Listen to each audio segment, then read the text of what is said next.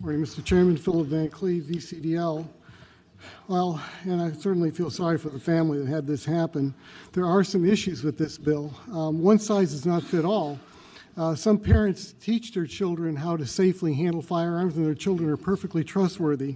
There have been cases, and this doesn't make an exception for self-defense. There have been cases where a 17, 16-year-old used a firearm in the home to stop a home invasion or to stop a violent attack on a parent or sibling. So there's no exception for that. So if that was perfectly legal, the parent could still be charged under this.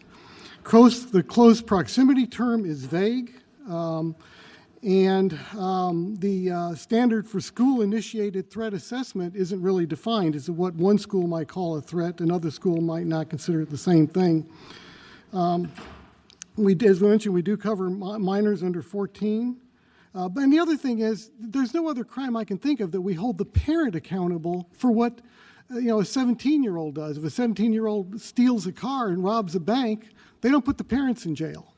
So it's not consistent that way either. Thank you. Mr. Chairman. Senator Peake, you have a question, Senator Peake? Mr. Van Cleave, go. All right.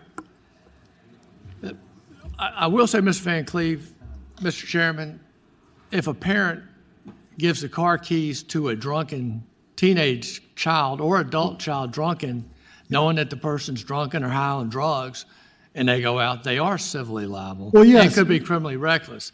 And I go, Mr. Chairman, Mr. Van Cleave, so we have that situation in Michigan where the parents gave their mentally ill 17-year-old a gun, who then took the gun to high school and shot up his classmates. Similarly, in Texas, in Uvalde, the parents gave a 17-year-old son who was mentally ill, who was nicknamed school shooter, who had been visited by the FBI, and the parents gave that kid an assault rifle that he used to shoot up an entire elementary school.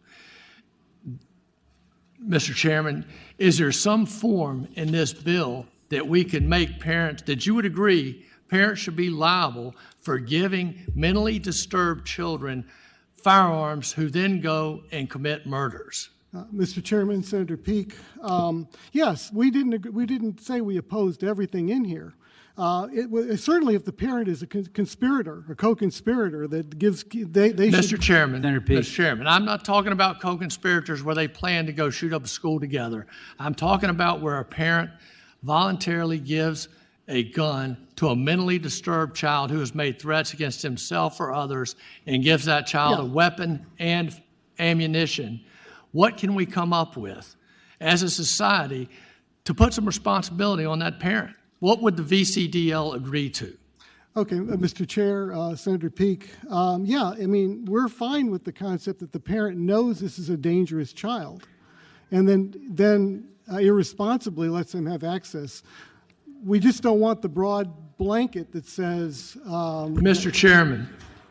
Senator Peake, and by the way, the finance deadline is, I think all the bills have to be out of here on Monday if they have a finance impact. Well, I don't know what's going to happen here today. I suspect this bill is going to pass.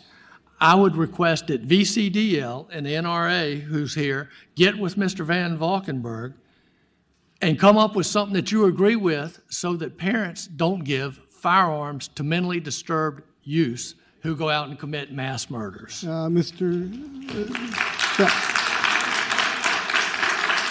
Chairman, yeah, we would be happy to do that. Hold on.